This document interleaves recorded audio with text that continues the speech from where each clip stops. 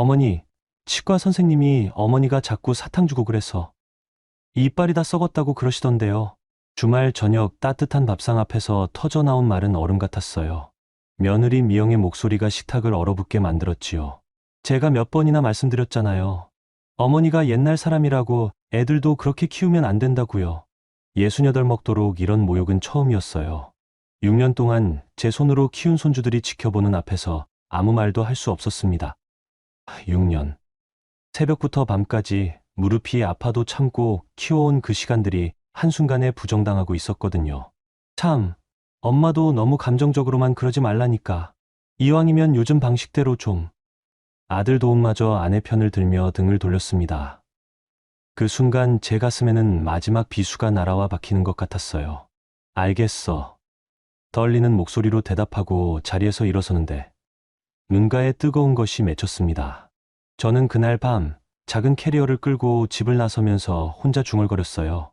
내가 뭘 잘못했나. 하지만 그들은 전혀 몰랐습니다. 며칠 후 이 식탁을 사이에 두고 제가 전해주게 될 진실, 저를 무시한 죄의 대가, 그리고 그 대가에 대한 계산서를요.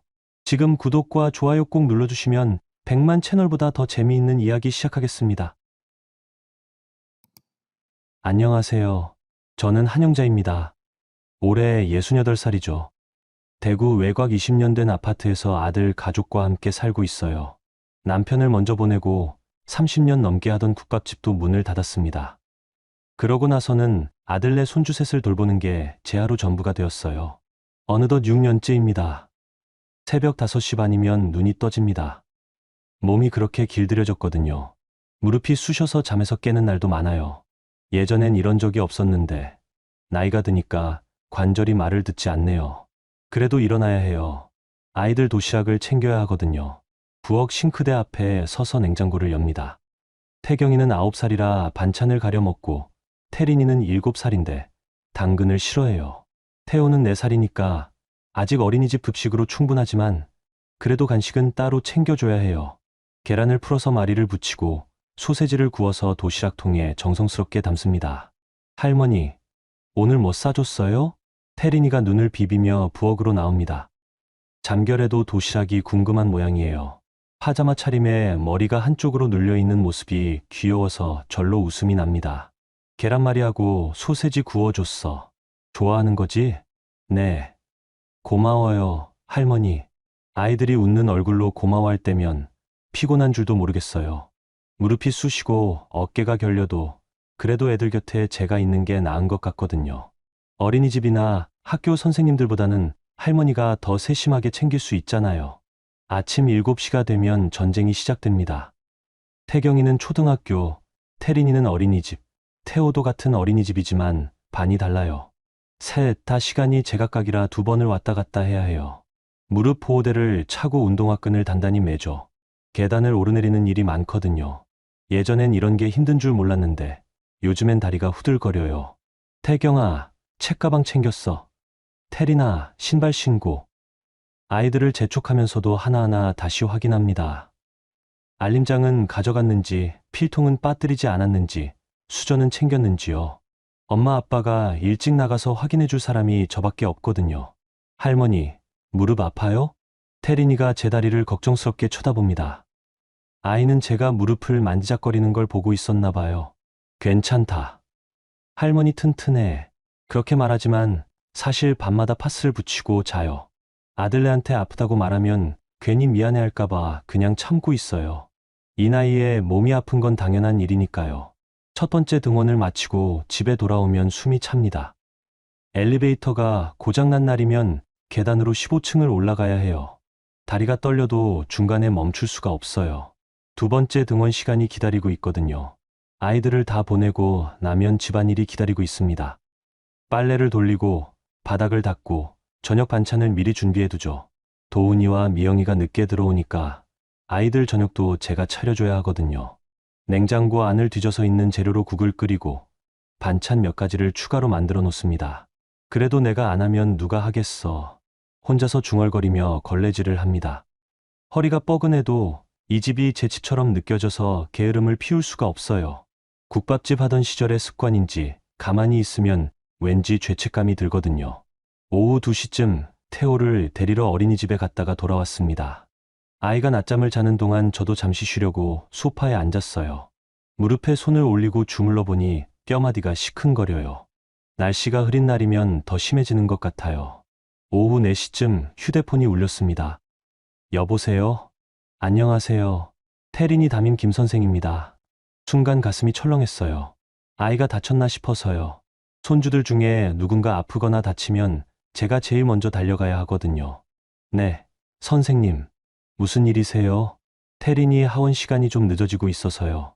그리고 요즘 간식을 많이 가져오는 것 같은데 충치 예방을 위해서 조금 줄여주시면 좋겠어요.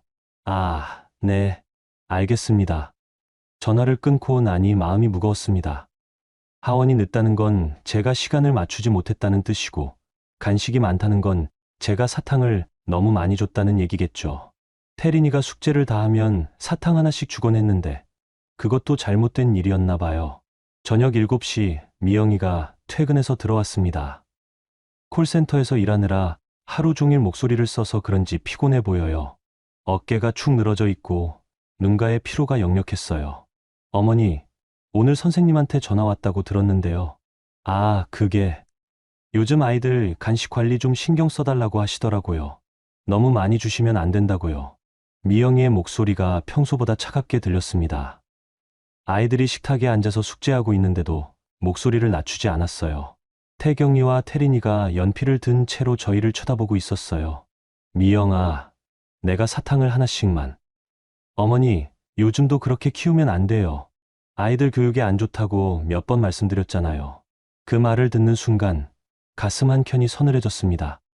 6년 동안 정성으로 키운 손주들인데 제가 잘못 키우고 있다는 말로 들렸거든요.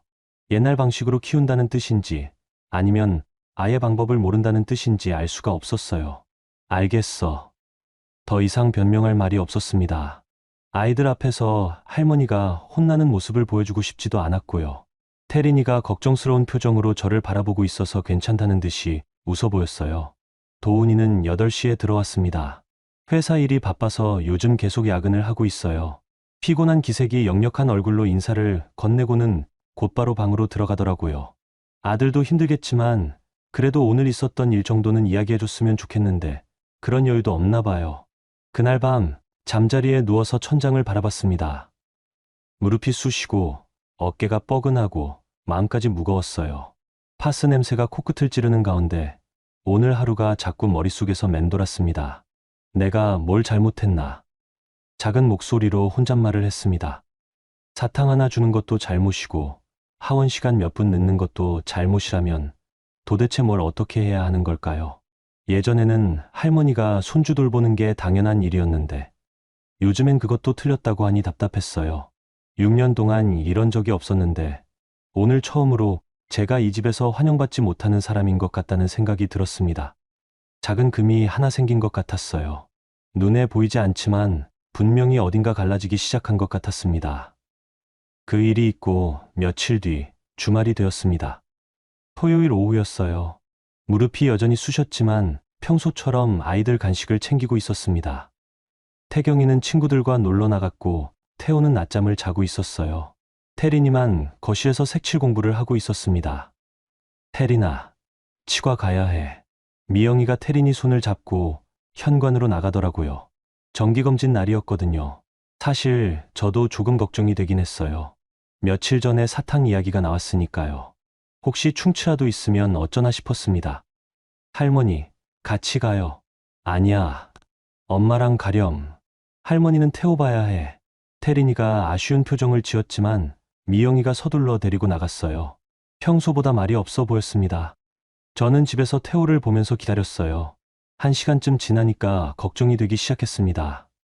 보통은 30분이면 끝나는데 오늘은 오래 걸리고 있었거든요. 1시간 반 만에 현관문이 열리면서 미영이와 태린이가 돌아왔습니다.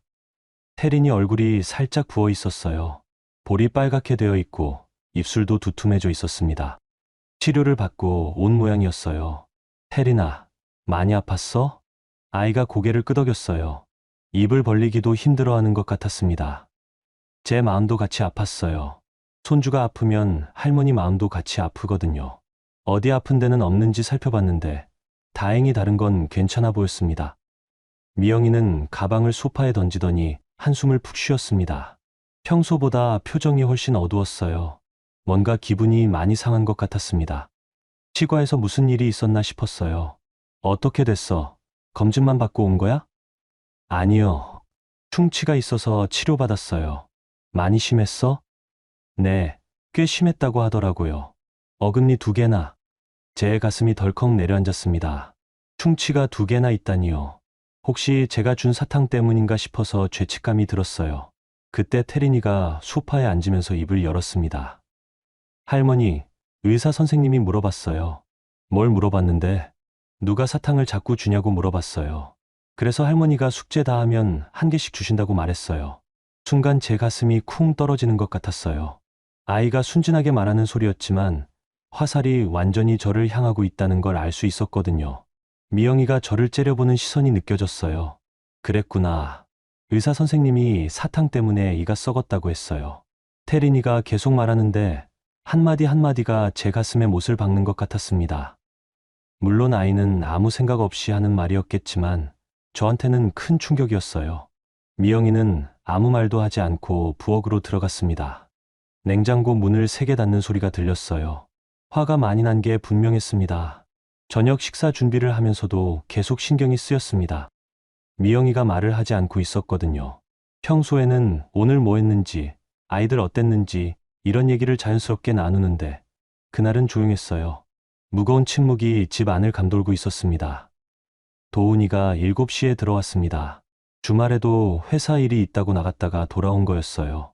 넥타이를 풀면서 인사를 하는데 평소보다 피곤해 보였습니다. 아빠, 나 치과 갔다 왔어. 태린이가 달려가서 말했어요. 그래? 많이 아팠어? 응. 이가 썩어서 치료받았어. 의사 선생님이 사탕 때문이라고 했어. 도훈이의 얼굴이 순간 굳어졌습니다. 미영이를 쳐다보더니 눈썹을 찌푸렸어요. 무슨 일인지 눈치챈 것 같았습니다. 충치가 좀 있었다고 하네요. 미영이가 건조하게 대답했어요. 목소리에서 화가 난 게 느껴졌습니다. 그랬구나. 탁에 모여 앉았습니다. 저는 국그릇을 나눠주고 반찬을 작은 접시에 덜어서 아이들 앞에 놓았어요. 평상시처럼 자연스럽게 하려고 했지만 분위기가 무겁게 가라앉아 있었습니다. 태경이도 뭔가 이상한 걸 느꼈는지 조용히 있었어요. 잘 먹겠습니다. 아이들이 인사를 하고 수저를 들었어요. 저도 밥을 떠서 입에 넣었는데 목구멍으로 넘어가지 않았습니다. 미영이가 계속 저를 쳐다보고 있는 게 느껴졌거든요. 시선이 따가웠어요. 한참 조용히 밥을 먹다가 미영이가 입을 열었습니다. 어머니, 목소리가 평소보다 낮고 차가웠어요. 무슨 말을 할지 알 것 같아서 가슴이 두근거렸습니다. 네. 오늘 치과에서 의사 선생님이 뭐라고 하셨는지 아세요? 뭐라고 그러던? 사탕 때문에 이가 썩었다고 하셨어요. 어금니 2개나 충치가 생겼대요. 누가 자꾸 사탕을 주냐고 물어보시더라고요. 젓가락을 든 손이 떨렸습니다. 아이들이 밥을 먹고 있는 자리에서 이런 이야기를 해야 하나 싶었어요. 태경이와 태호가 눈을 크게 뜨고 저희를 바라보고 있었습니다. 미영아, 나는 하루에 1개씩만. 어머니, 제가 몇 번이나 말씀드렸잖아요. 사탕은 좀 자제해달라고요. 미영이의 목소리가 점점 높아졌습니다. 평소에는 아무리 화가 나도 아이들 앞에서는 목소리를 낮추곤 했는데 오늘은 그러지 않았어요. 정말 많이 화가 난 것 같았습니다. 1개씩만 줬는데 1개씩이라도 매일 주면 문제가 되는 거잖아요. 그리고 하원도 자꾸 늦으시고 태블릿도 너무 오래 보게 하시고 그동안 쌓여있던 불만이 한꺼번에 터져 나오는 것 같았습니다. 사탕에서 시작해서 하원 시간, 태블릿 시청, 간식 관리까지 모든 게 다 제 잘못이라는 식으로 말하고 있었어요. 목소리에 원망과 짜증이 가득했습니다. 태블릿은 비 오는 날에 잠깐. 어머니, 요즘 애들은 그렇게 키우면 안 돼요. 선생님들이 다 뭐라고 하는지 아세요? 할머니가 너무 애들을 무르게 키운다고 해요. 그 말을 듣는 순간 정말 서웠습니다. 6년 동안 정성으로 키운 손주들인데 제가 잘못 키우고 있다는 말을 아이들 앞에서 듣게 되니까 자존심이 상했어요. 태경이가 숟가락을 내려놓았습니다. 7살짜리 태호도 할머니와 엄마가 싸우는 게 무서운지 울먹이기 시작했어요. 태린이는 입이 아픈데도 불구하고 걱정스러운 표정으로 저를 바라보고 있었습니다. 엄마, 할머니 혼내지 마. 태린이가 작은 목소리로 말했습니다. 입이 부어서 말하기 힘들어하면서도 저를 감싸주려고 하는 모습에 가슴이 더 아팠어요. 아이가 할머니를 걱정하고 있는데 정작 어른들은 이런 싸움을 하고 있으니까요. 태린아, 밥 먹어. 도훈이가 아이를 달래면서 미영이를 쳐다봤습니다. 그만하자는 눈빛이었어요. 여보, 애들 앞에서 그러지 말자. 애들 앞에서라도 말을 해야죠. 할머니가 계속 이렇게 하시면 아이들 교육에 안 좋다고요. 충치 치료비만 해도 10만 원 나왔어요. 돈 이야기까지 나오니까 더 기가 막혔습니다. 10만 원이 그렇게 아까운 돈인가 싶었어요. 6년 동안 육아비도 제대로 못 받고 손주들을 키워왔는데 치료비 10만 원 때문에 이렇게 구박을 받아야 하나 싶어서 허탈했습니다. 그래도 당신도 알잖아요. 선생님들이 뭐라고 하는지. 할머니 손에 맡기면 애들이 버릇없어진다고 해요. 미영이가 계속 말하는데 한마디 한마디가 제 가슴에 비수처럼 꽂혔습니다.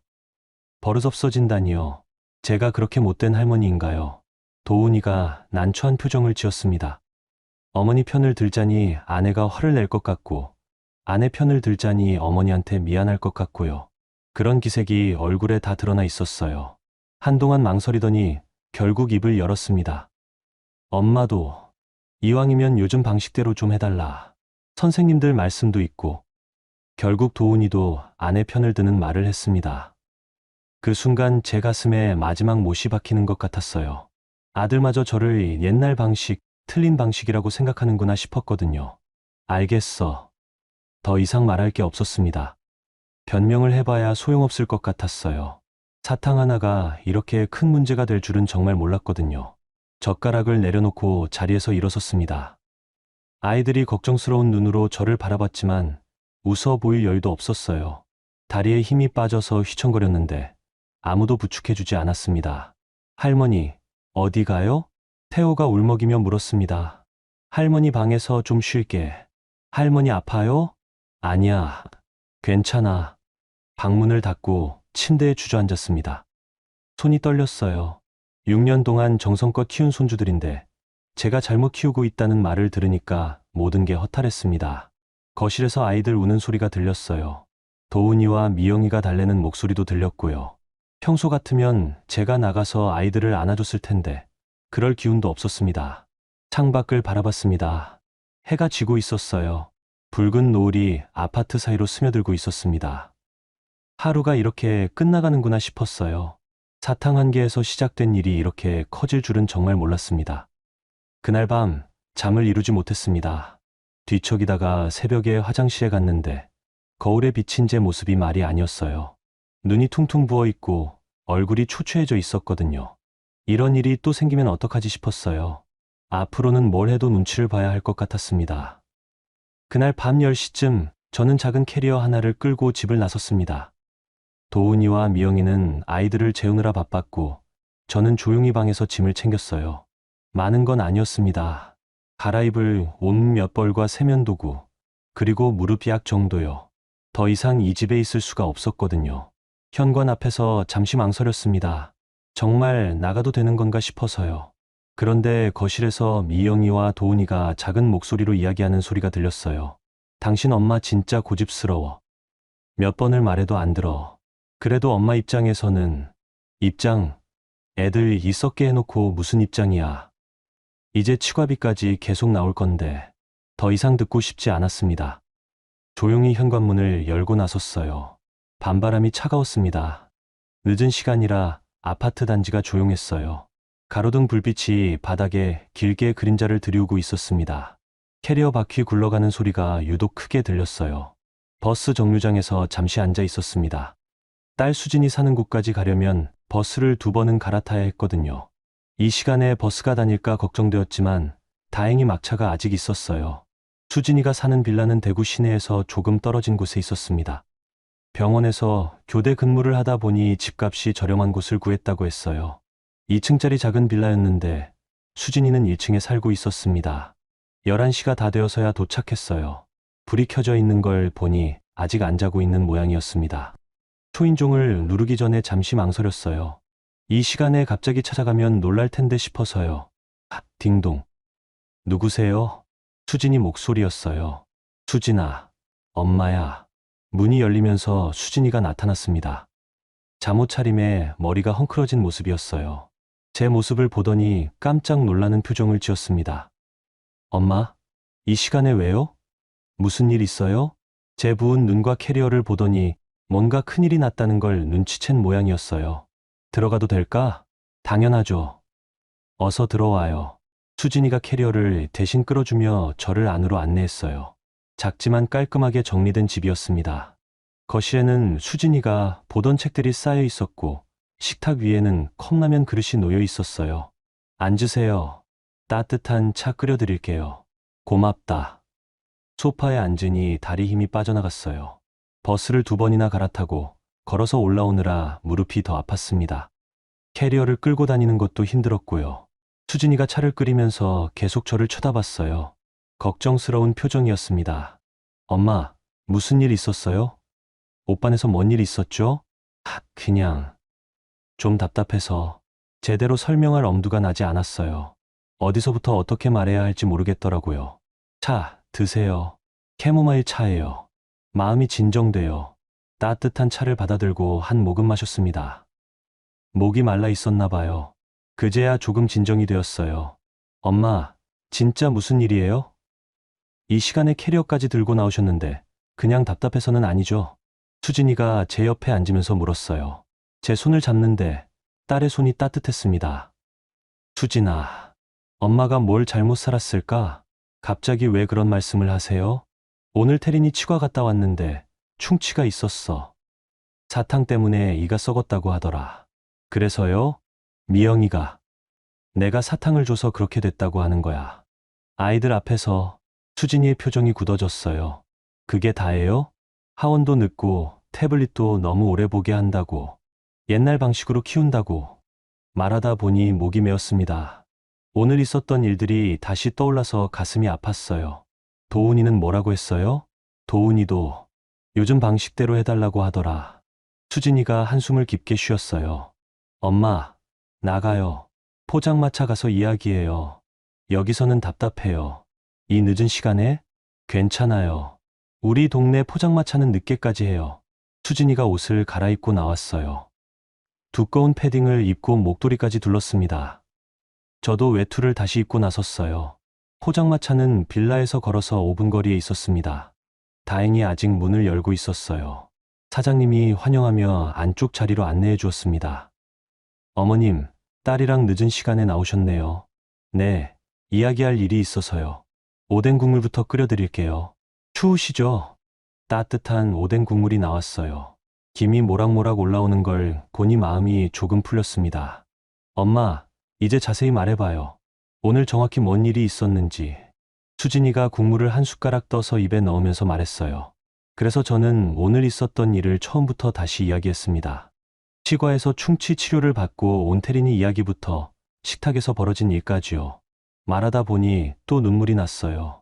6년 동안 내가 정성껏 키웠는데, 엄마, 그거 알아요? 저도 오빠한테 서운한 일 많아요. 너도? 엄마가 오빠 애들만 봐주시니까 제가 아이를 가져도 맡길 데가 없잖아요. 수진이의 목소리에 오래된 서운함이 묻어 있었어요. 수진아, 엄마가 그런 생각을 못했네. 괜찮아요. 이미 지난 일이니까. 그런데 엄마도 이제 좀 생각해 보세요. 엄마 인생이 오빠네 육아로만 끝나도 되는 거예요? 저는 대답할 말이 없었어요. 6년 동안 그것만 생각하고 살았거든요.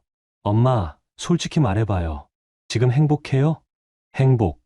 그런 건 엄마도 사람이잖아요. 손주들 예쁘긴 하지만 그래도 엄마 인생이 있어야죠. 수진이가 제 손을 꼭 잡았어요. 엄마, 국밥집 하실 때는 어땠어요? 손님들도 만나고 돈도 벌고. 그때는 바빴지만 보람이 있었지. 지금은요? 지금은 말이 막혔어요. 지금은 정말 뭘 위해 사는지 모르겠더라고요. 내가 그 집 식모냐 싶을 때가 있어. 처음으로 속마음을 털어놓았습니다. 식모요?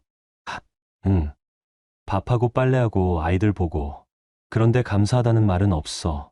오히려 뭘 잘못했다고 타박만 받고. 엄마. 손주들 얼굴은 보고 싶은데 이제 그 집에 내 자리가 있는지 모르겠어. 수진이가 눈시울을 붉혔어요. 엄마, 저도 그동안 많이 서러웠어요. 오빠는 엄마한테 애들 맡기고 저는 혼자 다 해야 하고. 수진아, 미안하다. 사과하지 마세요. 그게 아니라 이제는 엄마도 엄마 인생을 사세요. 내 인생? 네. 엄마도 하고 싶은 거 하고 만나고 싶은 사람 만나고 그런 거 있잖아요. 포장마차 안에는 저희 외에 손님이 별로 없었어요. 사장님은 TV를 보고 계셨고 저희는 작은 목소리로 이야기를 나누었습니다. 엄마, 이제 그만하고 싶다고 말씀해 보세요. 뭐라고? 그만하고 싶다고. 큰 소리로요. 수진이가 격려하는 목소리로 말했어요. 그만하고 싶어. 작은 목소리로 중얼거렸어요. 더 크게요. 이제 그만하고 싶어. 목소리가 조금 커졌어요. 더요. 이제 정말 그만하고 싶어. 나도 좀 쉬고 싶어. 포장마차 안에 제 목소리가 울렸어요. 사장님이 깜짝 놀라서 저희를 쳐다보셨지만 미안하다는 표정을 지어 보이니 이해한다는 듯이 웃어주셨어요. 잘하셨어요. 엄마. 수진이가 제 손을 더 꼭 잡았어요. 딸의 손에서 힘이 느껴졌습니다. 수진아, 엄마가 이제 어떻게 하지? 일단은 제 집에 계세요. 그리고 천천히 생각해봐요. 엄마가 정말 하고 싶은 게 뭔지. 그날 밤, 수진이 집에서 잤습니다. 오랜만에 제 걱정만 하면 되는 밤이었어요. 아이들 내일 준비하고 도시락 챙기고 그런 걱정 없이 누워있으니까 이상했습니다. 자기 전에 수진이가 말했어요. 엄마, 내일부터 뭔가 바뀔 거예요. 제가 도와드릴게요. 그 말을 듣고 나니 마음이 조금 편해졌습니다. 처음으로 누군가 제 편이 되어주는 것 같았거든요. 영자가 떠난 다음 날 아침, 아들 집은 완전히 다른 세상이 되어 있었습니다. 6시 반이 되어서야 도훈이가 부스스 일어났어요. 평소보다 1시간이나 늦은 시간이었습니다. 엄마가 새벽부터 일어나서 아이들 도시락을 준비하던 소리가 없으니까 생체 리듬이 깨진 거였죠. 여보, 애들 깨워야 하는데. 미영이도 어제 늦게 잠든 탓에 제대로 못 일어나고 있었어요. 평소 같으면 영자가 아이들을 부드럽게 깨워서 씻기고 옷 입히고 아침 먹이고 했는데 이제 모든 걸 자기들이 해야 했거든요. 태경아, 일어나. 학교 가야지. 도훈이가 아이들 방으로 들어가서 깨웠어요. 하지만 아이들은 평소처럼 쉽게 일어나지 않았습니다. 할머니는? 태경이가 눈을 비비며 물었어요. 아침에 일어나면 제일 먼저 할머니를 찾는 게 습관이 되어 있었거든요. 할머니는 잠깐 고모 집에 가셨어. 언제 와? 곧 오실 거야. 도훈이는 애매하게 대답할 수밖에 없었어요. 사실 영자가 언제 돌아올지, 정말 돌아올지도 확실하지 않았거든요. 부엌에서는 미영이가 허둥지둥 도시락을 싸고 있었습니다. 평소에는 영자가 전날 밤에 미리 준비해 놓거나 새벽에 정성스럽게 만들어 두었는데 이제 출근 준비하면서 동시에 해야 하니까 정신이 없었어요. 아, 계란이 없네. 냉장고를 뒤져봐도 계란이 떨어져 있었습니다. 영자가 항상 미리 사다 놓곤 했는데 이제 그런 세심한 관리가 없으니까 이런 일들이 생기기 시작했어요. 그냥 김치만 싸자. 오늘은 급하게 김치와 밥만 싸서 도시락을 만들었습니다. 보기에도 휑했고 영양 균형도 맞지 않았어요. 평소 영자가 만들어주던 도시락과는 차원이 달랐습니다. 엄마, 계란말이는? 태린이가 도시락통을 보면서 물었어요. 오늘은 없어. 내일 해줄게. 할머니가 해주는 계란말이가 좋은데. 아이의 말에 미영이 표정이 굳어졌어요. 아이들이 자꾸 할머니를 찾으니까 짜증이 나기 시작했거든요. 등원 준비도 엉망이었습니다. 태경이 알림장을 못 찾겠다고 하고 태린이는 신발을 신다가 울음을 터뜨렸어요. 평소 영자가 차근차근 챙겨주던 것들이 하나씩 빠지기 시작했습니다. 빨리 해. 늦겠다. 미영이가 재촉했지만 아이들은 평소보다 느릿느릿했어요. 할머니가 없는 아침이 낯선 모양이었습니다. 결국 첫날부터 등원 시간을 놓쳤어요. 태경이가 학교에 10분 늦게 도착했고 어린이집도 마찬가지였습니다. 미영이는 콜센터 출근도 늦었어요. 죄송해요. 오늘 좀 늦었네요. 어린이집 선생님께 말씀드리니 선생님이 이해한 표정을 지으셨어요. 어머님이 데려다 주시네요. 할머니는 어떻게 되신 거예요? 잠깐. 다른 일이 있으셔서요. 그렇구나. 태린이가 아침부터 할머니 찾더라고요. 집으로 돌아온 미영이는 출근 준비를 하느라 바빴습니다. 그런데 집 안이 눈에 띄게 어수선해 보였어요. 평소 영자가 새벽에 정리해 놓던 것들이 그대로 있었거든요. 설거지도 밀려 있고 빨래도 쌓여 있었습니다. 어제 저녁 식사 후에 치우지 못한 것들이 그대로 남아 있었어요. 아, 진짜. 한숨이 절로 나왔습니다. 일하러 가야 하는데 집안일까지 신경 쓰기가 힘들었거든요. 콜센터에서도 집중이 잘 안 되었어요. 평소 같으면 영자가 아이들을 잘 돌봐주고 있다는 안심감이 있었는데 이제는 계속 걱정이 되었습니다. 점심시간에 도훈이한테 전화를 걸었어요. 여보, 애들은 어떻게 하고 있어? 글쎄, 회사에 있으니까 잘 모르겠는데. 어린이집에서는 뭐라고 안 했어. 특별한 말은 없었어. 그런데 집안 정리가 안 돼 있네. 퇴근하고 같이 하자. 하지만 두 사람 다 야근이 있는 날이었어요. 도훈이는 회사 업무 때문에, 미영이는 콜센터 실적 때문에 일찍 들어갈 수가 없었습니다. 하원 시간이 되어서야 미영이가 서둘러 어린이집으로 갔어요. 평소보다 30분 늦은 시간이었습니다.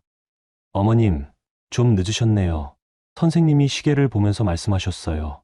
다른 아이들은 다 가고 태린이와 태호만 남아 있었습니다. 죄송해요. 일이 좀 밀려서요.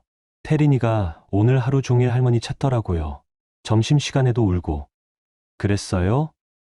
네. 그리고 태호는 낮잠 시간에 계속 울었어요. 할머니 없어서 그런 것 같아요.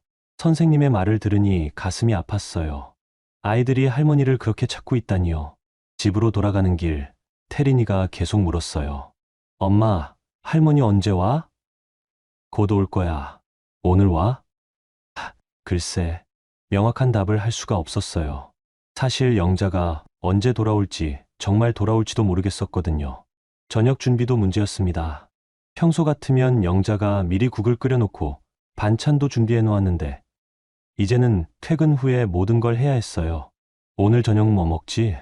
냉장고를 열어봤는데 변변한 반찬이 없었어요. 영자가 항상 미리미리 장을 보고 반찬을 만들어 놓곤 했는데 그런 것들이 다 끊어진 거였죠. 그냥 배달시키자. 결국 치킨을 시켜 먹었어요. 아이들은 좋아했지만 영양면에서는 엉망이었습니다. 밤에 잠자리에 누인 아이들이 계속 울었어요. 특히 태린이가 심했습니다. 할머니 가지 마. 할머니 가지 마. 잠결에 중얼거리면서 뒤척였어요. 어린 마음에 할머니가 떠났다는 게 큰 충격이었나 봐요. 태호도 마찬가지였어요. 밤중에 깨서 울면서 할머니를 찾았습니다.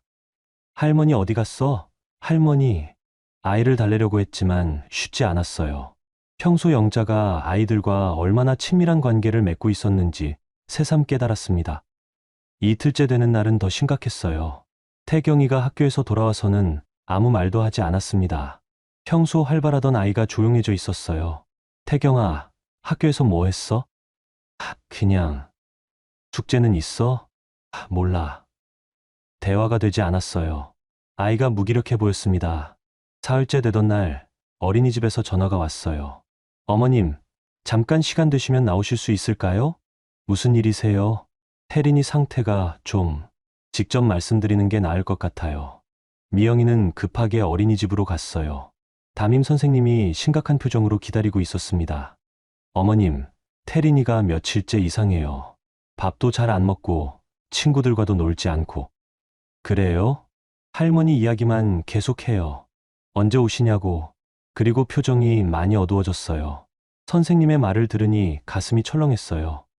혹시 할머니께서 무슨 일이라도 있으신 건가요? 아니요. 잠깐 다른 곳에 가신 거예요. 그런데 왜 아이들이 이렇게 불안해하죠? 할머니가 안 와서 그런 것 같은데. 그 말을 듣는 순간 미영이 가슴이 순간 철렁 내려앉았어요. 자신이 내뱉은 말 한마디가 이렇게 큰 문제를 만든 건 아닐까 하는 생각이 들었거든요. 저희도 어떻게 해야 할지 모르겠어요. 아이가 너무 의기소침해져서. 죄송해요. 빨리 해결하도록 하겠어요. 어린이집을 나서면서 미영이는 처음으로 진짜 후회가 밀려왔어요. 사탕 때문에 그렇게 화를 낸 게 잘못이었나 싶었습니다. 그날 밤 휴게실에서 혼자 앉아 있으면서 생각했어요. 영자 없는 사흘이 이렇게 힘들다면 앞으로는 어떻게 살아야 할까요? 영자를 다시 설득해야 한다는 생각을 처음으로 진지하게 품게 되었습니다. 며칠 후 수진이가 조심스럽게 말을 꺼냈습니다. 엄마, 제가 아는 변호사 선생님 한 분 계세요. 변호사? 병원 동기 남편분이신데 생활법 전문으로 하신대요. 한번 만나보실래요? 수진이는 병원에서 같이 일하던 동기한테 상황을 설명했다고 했어요. 그랬더니 남편이 변호사인데 이런 일을 많이 다룬다고 하더라는 거였죠. 변호사까지 만날 일인가?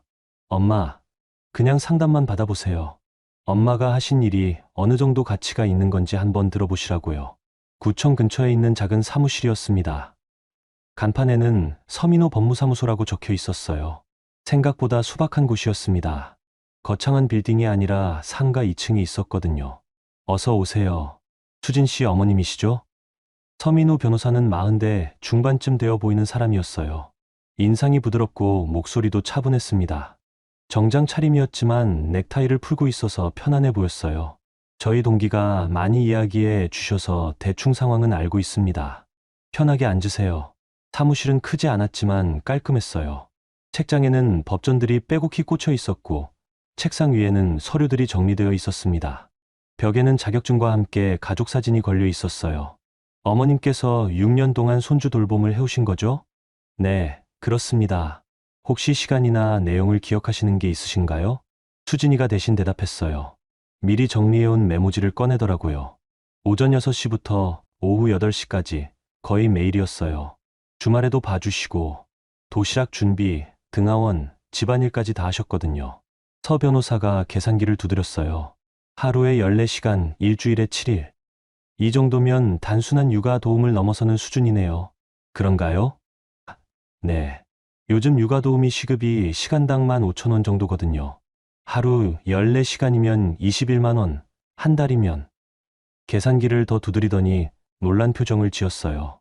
어머님, 한 달에 630만 원 정도 되는 일을 하고 계신 거예요. 제 머리가 하얘졌어요. 한 달에 630만 원이라니요. 그럼 6년 동안은 4억 5천만 원 정도 됩니다. 물론 이건 단순 계산이지만요. 숨이 막혔어요. 제가 그렇게 큰 일을 하고 있었다니요. 하지만 가족 간의 일이라서 법적으로 청구하기는 어려운 부분이 있어요. 그래도 이 정도 규모라면 무급 노동으로 인정받을 수 있습니다. 서 변호사가 파일을 하나 꺼내 보여줬어요. 비슷한 사례들이 정리되어 있었습니다. 할머니들의 손주 돌봄, 며느리들의 시부모 간병, 이런 것들이 요즘 많이 문제가 되고 있어요. 가족이라는 이름으로 당연하게 여겨지지만 실제로는 엄청난 경제적 가치가 있는 노동이거든요. 수진이가 제 손을 잡았어요. 엄마, 들으셨죠? 엄마가 하신 일이 이렇게 큰 일이었어요. 나도 몰랐어. 정말 몰랐어요. 그냥 할머니가 손주 보는 게 당연한 일인 줄 알았는데 이렇게 큰 가치가 있는 일이었다니요. 물론 돈을 받으려고 하는 건 아니시겠지만 적어도 이 정도 가치가 있는 일을 하고 계셨다는 건 아셔야 해요. 서 변호사가 부드럽게 말했어요. 엄마 인생값이 그 정도였구나. 혼자 중얼거렸어요. 국밥집 30년 하면서도 이런 계산은 안 해봤거든요. 그때는 손님들이 돈을 내고 밥을 먹으니까 당연히 값어치가 있는 일이라고 생각했는데 손주 돌보는 건 그냥 공짜로 해주는 일인 줄 알았어요. 혹시 이런 내용으로 정산서를 만들어 보시겠어요? 법적 효력은 없지만 상징적인 의미는 있을 거예요. 정산서요? 네. 육아비 정산서 같은 거요. 엄마님이 그동안 하신 일의 가치를 숫자로 보여주는 거죠. 수진이가 제 손을 더 꼭 잡았어요. 엄마, 한번 만들어 보세요. 엄마가 당당해질 수 있도록요. 그게 무슨 소용이 있을까? 소용 있어요. 엄마도 사람이라는 걸 보여주는 거예요. 서 변호사가 고개를 끄덕였어요. 어머님 말씀이 맞아요. 가족이라고 해서 노동의 가치가 없어지는 건 아니거든요. 오히려 더 소중한 일이죠. 한동안 생각했어요. 정말 그럴 필요가 있을까요? 그런데 문득 지난 며칠간의 일들이 떠올랐어요. 사탕 하나 때문에 받은 모욕, 아이들 앞에서 당한 망신, 그리고 무엇보다 제가 하는 일이 하찮게 여겨지는 현실이요. 싸우자는 게 아니에요. 그냥 나도 사람이라는 걸 알리고 싶어요. 그럼 만들어 보시겠어요? 네, 한번 해보겠습니다. 서 변호사가 미소를 지었어요. 일주일 정도 걸릴 것 같아요. 자세한 내역을 정리해서 깔끔하게 만들어 드릴게요. 사무실을 나서면서 수진이가 제 팔짱을 끼웠어요. 엄마, 잘 결정하셨어요. 그런가? 네. 엄마도 엄마 인생을 찾으셔야 해요. 그날 밤, 수진이 집에서 오랜만에 깊이 잠들었어요. 4억 5천만 원이라는 숫자가 계속 머릿속을 맴돌았지만 이상하게 마음이 편했습니다. 제가 하는 일이 정말 가치 있는 일이었구나 하는 생각이 들었거든요. 꿈속에서는 국밥집 하던 시절이 나왔어요. 손님들이 사장님 국밥 맛있어요 라고 말하던 그때처럼 누군가 제 손주 돌봄을 인정해주는 꿈이었습니다. 일주일 후 서 변호사한테서 연락이 왔어요. 정산서가 완성되었다는 거였죠. 일주일이 지난 후 미영이한테서 수진이에게 전화가 왔습니다.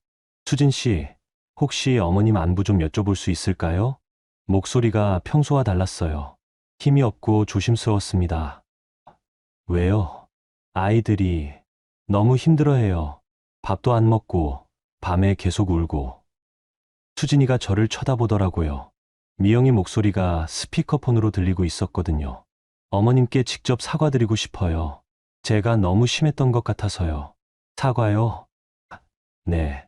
다 같이 밥이나 먹으면서 이야기했으면 좋겠어요. 괜찮을까요? 수진이가 저에게 눈짓으로 물었어요. 전화를 받을 건지 말 건지요. 엄마, 어떻게 하실래요? 한동안 망설였어요. 정말 미영이가 진심으로 사과하려는 건지 아니면 그냥 아이들 때문에 어쩔 수 없어서 하는 말인지 알 수 없었거든요. 한번 가봐도 되겠다. 그럼 내일 저녁에 오세요. 제가 같이 갈게요. 다음 날 저녁 수진이와 함께 아들 집으로 갔습니다. 일주일 만에 가는 길이었어요. 익숙한 길인데도 마음이 무거웠습니다. 현관 앞에서 초인종을 눌렀어요. 평소 같으면 그냥 들어갔을 텐데 이제는 남의 집에 온 것 같은 기분이었습니다. 어서 오세요. 미영이가 문을 열어주었어요. 화장을 했지만 얼굴이 많이 상해 보였습니다. 며칠 동안 고생한 게 역력했어요. 할머니, 아이들이 달려왔어요. 태린이와 태호가 제 다리를 껴안으면서 울었습니다.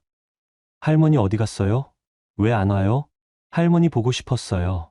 아이들 얼굴이 많이 야위어 있었어요. 일주일 만에 이렇게 변할 수가 있나 싶을 정도였습니다. 우리 예쁜이들. 아이들을 안아주니 마음이 아팠어요. 제가 이 집을 나간 게 맞는 선택이었나 싶었거든요. 거실에는 도훈이도 앉아 있었어요. 평소보다 일찍 퇴근한 모양이었습니다. 어색하게 인사를 나누고 식탁에 앉았어요. 미영이가 준비한 저녁상이었는데 평소 제가 차려주던 것과는 많이 달랐어요. 반찬 가지수도 적고 간도 제대로 안 맞는 것 같았습니다.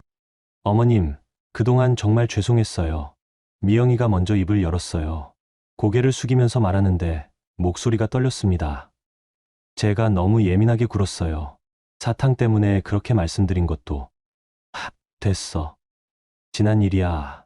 아니에요. 정말 잘못했어요.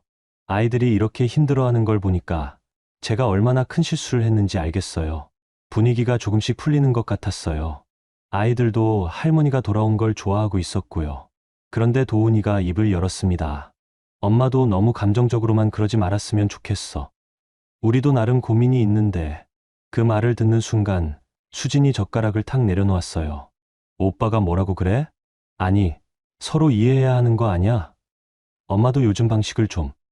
오빠, 지금 뭔 소리 하는 거야? 수진이 목소리가 차가워졌어요. 저도 깜짝 놀랄 정도였습니다. 여보, 그만. 미영이가 도훈이를 말리려 했지만 수진이가 이미 일어서고 있었어요. 오빠, 엄마가 감정적이라고? 정말로? 수진이가 가방에서 봉투 하나를 꺼냈어요. 두툼한 봉투였습니다. 수진아, 뭘 하는 거야? 오빠가 꼭 알아야 할 게 있어서 가져왔어. 봉투를 식탁 위에 올려두더라고요. 모든 사람이 그 봉투를 쳐다봤어요. 이게 뭐야? 엄마가 6년 동안 공짜로 한 일의 값이야. 봉투에서 서류를 꺼내더라고요. 변호사가 만들어준 정산서였습니다. 육아비 정산서. 변호사한테 정식으로 계산받았어. 종이를 펼치자 큰 글씨로 숫자가 적혀 있었어요. 총 육아비 4억 5천만 원이라고요. 뭐라고? 도훈이가 종이를 들여다봤어요. 눈이 커졌습니다. 4억 5천만 원? 응. 엄마가 하루 14시간씩 6년 동안 해주신 일의 정식 계산이야. 미영이도 종이를 보더니 얼굴이 하얘졌어요. 젓가락을 든 손이 떨렸습니다. 이게 정말이야? 변호사가 최저시급으로 계산한 거야. 도시락 준비, 등하원, 집안일, 아이 돌봄. 다 포함해서. 수진이 목소리에 분노가 섞여 있었어요. 우리가 엄마한테 빚진 돈이 이 정도라고. 수진아, 그건 좀 뭐? 가족이니까 공짜로 해주시는 게 당연하다고? 수진이가 도훈이를 째려봤어요. 오빠, 엄마가 감정적이라고 했지. 그럼 이 숫자도 감정적인 거야? 도훈이는 아무 말도 못했어요. 종이만 바라보고 있었습니다. 엄마 힘든 거 몰랐어. 무릎 아픈 것도 모르고 파스 붙이고 주무시는 것도 몰랐어. 그건 몰랐던 게 아니라 안 보려고 했던 거잖아. 편하니까. 수진이가 계속 말하는데 그동안 쌓였던 감정이 한꺼번에 터져 나오는 것 같았어요. 나도 엄마 딸이야. 근데 왜 맨날 오빠 애들만 봐주셔야 해? 나도 엄마 필요할 때 있어. 수진아, 엄마 국밥집 문 닫고 오빠 애들 보느라 제 인생을 포기하신 거야. 그런데 고마워하기는커녕 뭐가 잘못됐다고 타박만 하고. 미영이가 종이를 보면서 손으로 입을 막았어요. 충격받은 표정이었습니다. 4억. 이렇게 큰 돈을. 이제 알겠어. 엄마가 얼마나 큰 희생을 하셨는지. 수진이가 미영이를 향해 돌아섰어요. 옳게 사탕 하나 때문에 엄마한테 그렇게 말할 수 있었어. 이 정도 값어치 일을 하시는 분한테. 미영이가 젓가락을 떨어뜨렸어요. 탁 소리가 식탁에 울렸습니다. 어머님, 제가 정말 충치 치료비 10만 원이 아까웠어. 4억 5천만 원어치 일해주시는 분한테. 미영이가 자리에서 일어나더니 제 앞에 두 손을 모았어요. 어머님, 죄송합니다. 정말 죄송해요. 고개를 숙이고 계속 사과했어요. 제가 몰랐어요. 이렇게 큰 일을 해주고 계신 줄. 정말 몰랐어요. 옳게. 어머님께 너무 큰 죄를 지었어요.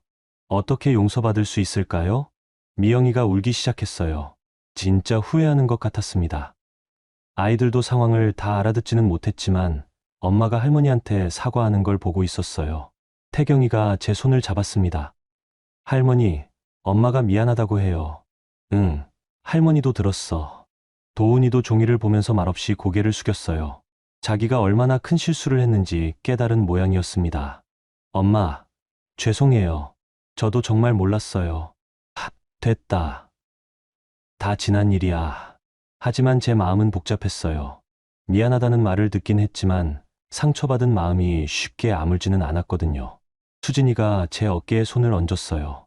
엄마, 이제 결정하세요. 엄마가 어떻게 살고 싶으신지. 그 말을 듣고 나니 무언가 확실해졌어요. 저도 제 인생을 살고 싶다는 생각이요. 며칠 후, 저는 중요한 결정을 내렸습니다. 수진아, 작은 방 하나 구해줄 수 있을까? 방요? 엄마 혼자 쓰실? 응. 이제 내 공간이 필요한 것 같아. 수진이가 기쁜 표정을 지었어요. 당연하죠. 제가 알아볼게요. 일주일 만에 괜찮은 원룸을 찾았습니다. 수진이 집에서 걸어서 10분 거리에 있는 깔끔한 곳이었어요. 크지는 않았지만 창이 크고 햇빛이 잘 들었습니다. 무엇보다 온전히 제 공간이라는 게 좋았어요. 엄마, 여기 어때요? 좋다. 여기로 하자. 계약을 하고 나니 마음이 홀가분했어요. 68년을 살면서 처음으로 완전히 제 이름으로 된 집을 갖게 되었거든요. 짐을 옮기는 날 도훈이와 미영이가 와서 도와주었어요. 어색했지만 예전보다는 분위기가 나아져 있었습니다. 어머님, 필요한 거 있으시면 언제든 말씀해 주세요. 미영이가 조심스럽게 말했어요. 그동안 미안했다는 표정이었습니다. 고맙다. 큰일 없으면 괜찮을 거야. 아이들이 할머니 보고 싶어 할 텐데 주말에 오라고 해. 밥 같이 해 먹자. 아이들이 저를 꼭 안았어요. 할머니, 새 집 좋아요? 응. 할머니도 이제 할머니 집이 생겼어. 자주 와도 돼요? 물론이지.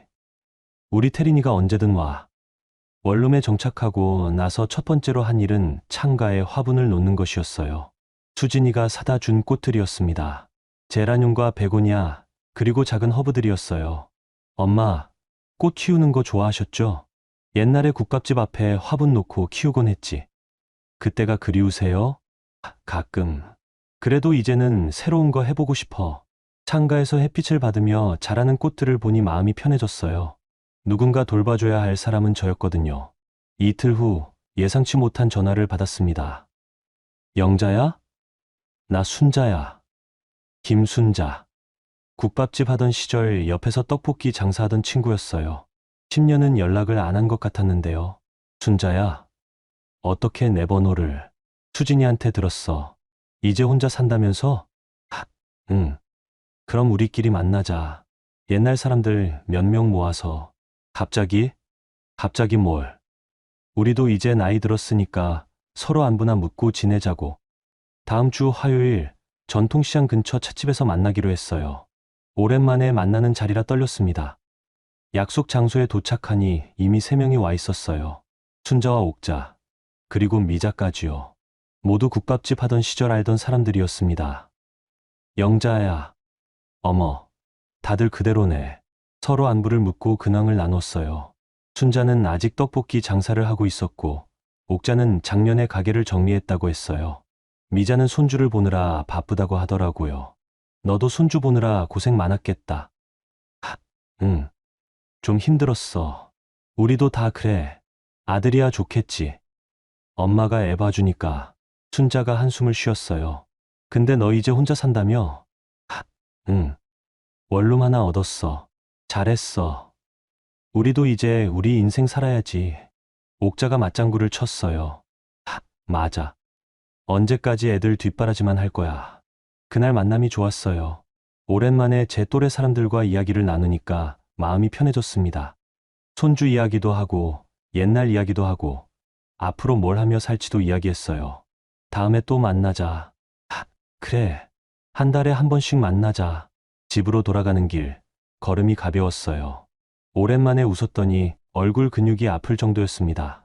이제야 사람 사는 것 같다. 혼자 중얼거렸어요. 며칠 후, 수진이가 좋은 제안을 했어요. 엄마, 문화센터 구경 가보실래요? 문화센터. 네. 동네에 새로 생긴 곳인데 어르신들 위한 프로그램이 많대요. 내가 뭘 배워? 그림도 그리고 요가도 하고 여행 동아리도 있대요. 반신반의하면서 따라갔어요. 문화센터는 생각보다 깨끗하고 현대적이었습니다. 로비에는 다양한 프로그램 안내문이 붙어 있었어요. 어서 오세요. 견학 오셨나요? 직원이 친절하게 맞아주었어요. 네. 어머니께서 관심 있어 하셔서요. 좋은 프로그램들이 많아요. 한번 둘러보세요. 그림 교실부터 들여다봤어요. 할머니, 할아버지들이 모여서 수채화를 그리고 있었습니다. 모두 진지한 표정으로 붓을 들고 있었어요. 저분들 나이가 어떻게 돼요? 70대 분들도 계세요. 처음엔 다들 어색해 하시는데 금방 적응하셔요. 한 할머니가 그린 그림이 눈에 들어왔어요. 꽃밭 그림이었는데 색깔이 예뻤습니다. 저거 정말 할머니가 그린 거예요? 네. 석 달 배우신 분이에요. 신기했어요. 저도 그런 걸 할 수 있을까 싶었습니다. 다음으로 요가 교실을 봤어요. 나이 드신 분들이 매트 위에서 천천히 몸을 움직이고 있었습니다. 무릎이 아픈 사람은 의자에 앉아서 할 수 있는 동작을 하고 있더라고요. 엄마 무릎에도 좋을 것 같은데요. 그럴까? 네. 관절에 무리 안 가게 하는 동작들이에요. 마지막으로 여행 동아리 모임실을 봤어요. 벽에는 여러 나라 사진들이 붙어 있었고 할머니들이 모여서 여행 계획을 세우고 있었습니다. 다음 달에 경주 가기로 했어요. 국내 여행부터 시작해서 점차 해외까지 가세요. 전 아이의 해외여행도 가요? 물론이죠. 70 넘은 분들도 일본, 중국 다녀오시거든요. 놀라웠어요. 제 또래 사람들이 그렇게 활발하게 활동하고 있다니요. 엄마, 어때요? 한번 해보실래요? 내 나이에 뭘 새로 배워. 나이가 문제가 아니에요. 마음만 있으면 돼요. 집으로 돌아가서 곰곰 생각해 봤어요. 정말 뭔가 새로운 걸 시작할 수 있을까요? 그날 밤, 창가에서 꽃들을 보면서 결심했어요. 한번 해보자. 다음 주부터 그림 교실에 등록했어요. 첫 수업날 손이 떨렸습니다. 어렸을 때 이후로 그림을 그려본 적이 거의 없었거든요. 처음이세요? 괜찮아요. 천천히 하시면 돼요. 선생님이 다정하게 말해주었어요. 색연필을 쥐고 종이를 바라보니 막막했어요. 뭘 그려야 할지 모르겠더라고요. 편한 걸 그리세요. 좋아하는 것, 기억에 남는 것. 문득 창가에 놓인 꽃들이 떠올랐어요. 그래서 제라늄을 그리기 시작했습니다. 선생님이 옆에서 도와주었어요. 선이 좋아요. 자연스럽게 그리세요. 1시간 동안 그린 그림이 완성되었어요. 서툴렀지만 제가 그린 거라고 하니 신기했습니다. 할머니, 처음 치고 잘 그리셨어요. 옆에 앉은 할머니가 말해주었어요. 고맙습니다. 저도 처음엔 못 그렸는데 계속 하다 보니 늘더라고요. 집에 돌아와서 그림을 냉장고에 붙여놓았어요. 오랜만에 뿌듯한 기분이었습니다. 첫 주말 약속대로 아이들이 찾아왔어요. 할머니, 뭐 하고 계셨어요? 그림 그리고 있었어. 그림요? 태경이가 신기했어요. 할머니도 그림 그릴 줄 아세요? 이제 배우고 있어. 봐. 냉장고에 붙인 그림을 보여줬어요. 와, 예쁘다. 아이들이 좋아해주니 더 기분이 좋았어요. 할머니, 우리도 그림 그려도 돼요? 그럼 같이 그리자. 색연필과 스케치북을 꺼내서 함께 그림을 그렸어요. 아이들은 자기들이 좋아하는 동물을 그리고 저는 또 다른 꽃을 그렸습니다. 할머니 그림이 제일 예뻐요. 우리 태린이가 그린 것도 예쁘다. 점심은 같이 만들어 먹었어요. 간단한 볶음밥이었지만 함께 만드니까 맛있었습니다. 할머니, 다음에 또 와도 돼요? 당연하지. 언제든지 와. 할머니 집이 좋아요. 꽃도 있고. 오후에 아이들이 집으로 돌아간 후 혼자 앉아서 생각해 봤어요. 이런 관계가 더 편한 것 같았습니다. 매일 부대끼며 사는 것보다 이렇게 그리워할 때 만나서 함께 시간을 보내는 게 서로에게 좋았어요. 저녁에 수진이가 들렀어요. 엄마, 어때요? 혼자 사는 거. 좋아. 이제야 좀 쉬어지는 것 같아. 다행이에요.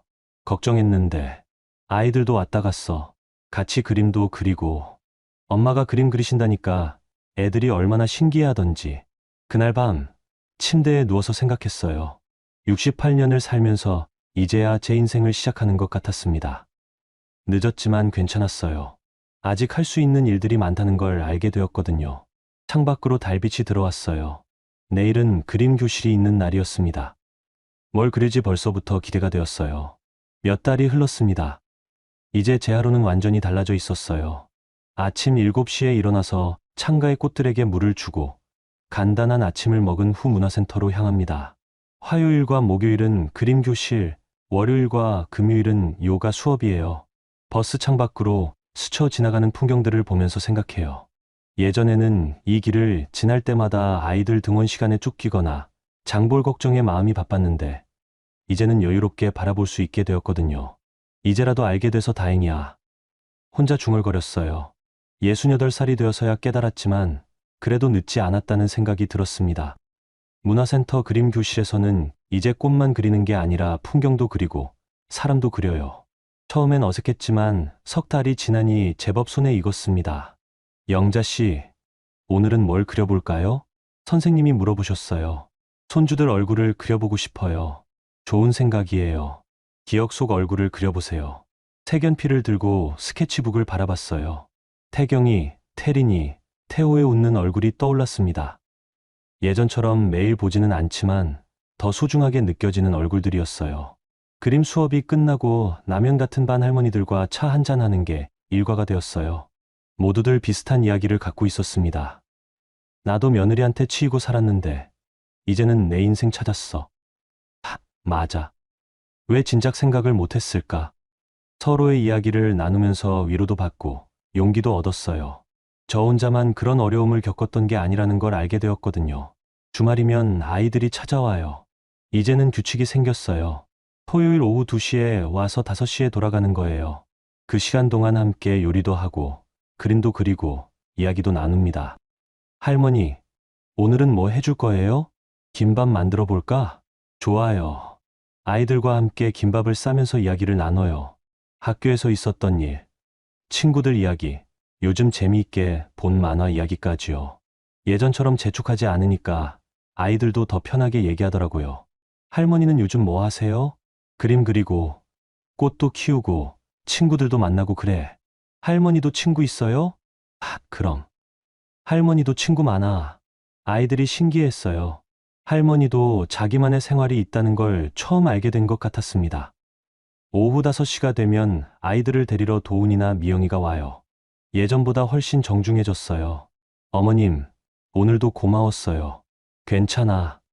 애들이 워낙 착해서 다음 주에도 와도 될까요? 언제든지. 이제는 억지로 하는 육아가 아니라 할머니로서 손주들과 즐거운 시간을 보내는 거예요. 책임감의 무게는 덜어내고 사랑만 나누는 관계가 되었습니다. 한 달에 한 번은 시장 친구들과 만나요.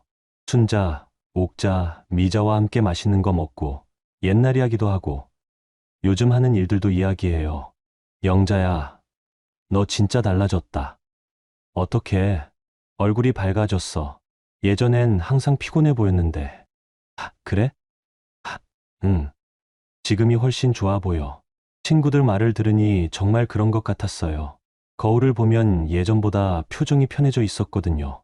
어느 날 문화센터에서 여행 동아리 모임에 참석해 봤어요. 다음 달에 경주로 1박 2일 여행을 간다는 거였어요. 영자 씨도 같이 가실래요? 나도 갈 수 있어요? 물론이죠. 우리끼리 재미있게 다녀와요. 생전 처음 친구들과 떠나는 여행이었어요. 남편과 함께 다닌 적은 있어도 여자끼리만 가는 여행은 처음이었습니다. 경주 여행은 정말 즐거웠어요. 불국사도 보고 천마총도 구경하고 맛있는 음식도 먹었습니다. 무엇보다 아무 걱정 없이 하루를 보낸다는 게 이렇게 좋은 줄 몰랐어요. 내년에는 제주도 가자. 좋아. 제주도도 가보고 싶었어. 여행에서 돌아온 후 제 세상은 더욱 넓어져 있었어요. 할 수 있는 일들이 이렇게 많다는 걸 새삼 깨달았습니다. 며칠 전 태린이와 함께 시장에 갔어요. 오랜만에 둘이서만 나온 거였습니다. 할머니, 저기 떡볶이 아줌마예요? 어? 순자야. 우연히 순자를 만났어요. 순자가 태린이를 보더니 반가워했습니다. 영자야, 이게 손주구나. 참 예쁘게 생겼다. 고마워. 할머니, 저분이 할머니 친구예요? 응. 할머니가 젊었을 때부터 알던 친구야. 태린이가 신기해하는 표정을 지었어요. 할머니에게도 오랜 친구가 있다는 게 새로운 발견인 것 같았습니다. 집으로 돌아가는 길, 태린이가 말했어요. 할머니는 언제가 제일 행복해요? 글쎄, 요즘이 제일 행복한 것 같아. 왜요? 할머니도 할머니 인생이 생겼거든. 할머니 인생이요? 응. 할머니도 하고 싶은 거 하고, 만나고 싶은 사람 만나고, 가고 싶은 데 가고 그러는 거야. 태린이가 고개를 끄덕였어요. 완전히 이해했는지는 모르겠지만 할머니가 행복하다는 건 알 수 있는 것 같았습니다. 시장 어귀에서 태린이와 헤어지는 시간이 왔어요. 도훈이가 데리러 와 있었거든요. 할머니, 다음 주에 또 와도 돼요? 그럼. 언제든지 와. 사랑해요, 할머니. 할머니도 사랑해. 태린이가 아빠 손을 잡고 걸어가는 뒷모습을 보면서 생각했어요. 이제는 서로에게 부담이 되지 않는 관계가 되었다는 거요. 할머니는 할머니 인생을 살고 손주들은 손주들 인생을 사는 거예요. 저는 반대 방향으로 걸어갔어요. 내일은 그림 교실이 있는 날이었습니다. 뭘 그릴지 벌써 정해놨어요. 시장 골목 풍경을 그려보려고 했거든요. 이 이야기를 듣고 계신 분들께 말씀드리고 싶어요. 우리 곁에는 많은 엄마들과 할머니들이 있습니다. 누군가의 밥을 짓고, 누군가의 아이를 재우고, 누군가의 뒷바라지를 하며 살아가는 손들이 있어요. 그 손들이 없으면 세상이 돌아가지 않을 것 같지만, 정작 그 손들의 주인이 누구인지, 어떤 꿈을 가지고 있는지는 잘 보이지 않습니다. 모든 엄마에게도, 모든 할머니에게도 인생이 있다는 걸 기억해 주세요. 누군가의 그림자나 누군가의 수단이 아니라, 각자의 이름을 가진 한 사람으로 살아갈 권리가 있다는 거요.